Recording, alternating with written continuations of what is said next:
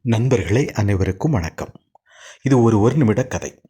இந்த கதையின் தலைப்பு மகிழ்ச்சி. ஒரு மீனவன் கடலுக்கு சென்று மீன்பிடித்துவிட்டு கடற்கரையிலே வந்து மகிழ்ச்சியாக படுத்து ஓய்வெடுத்து கொண்டிருக்கின்றான். அந்த கடற்கரைக்கு வந்த ஒரு பிஸ்னஸ்மேன் அந்த மீனவனை பார்த்து, இவ்வாறு ஓய்வெடுத்து கொண்டிருக்கிறாயே, இன்னும் கொஞ்சம் முளைத்தால் என்ன என்று கேட்டான். அதற்கு அந்த மீனவன் இவ்வாறு பதில் சொன்னான்.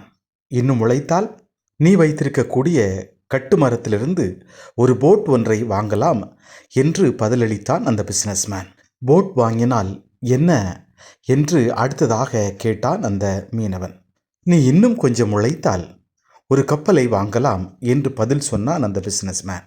கப்பலை வாங்கிய பிறகு என்ன செய்வது என்று கேட்டான் அந்த மீனவன். நீ நன்றாக ஓய்வெடுக்கலாம் என்று பதில் சொன்னான் அந்த பிஸ்னஸ்மேன்.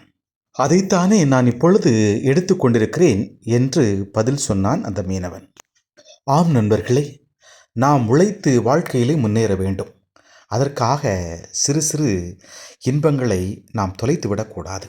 கடினமாக உழைத்து வளர்ந்தும் வாழ்க்கையை மகிழ்ந்து வாழாமல் இருப்பது எப்படி வாழ்க்கைக்கு அர்த்தம் சேர்க்கும்? வாழ்க்கையை மகிழ்ந்து அனுபவித்து வாழ்ந்துவிட்டு செல்வோம். அதுதானே நிறைவை தரும்.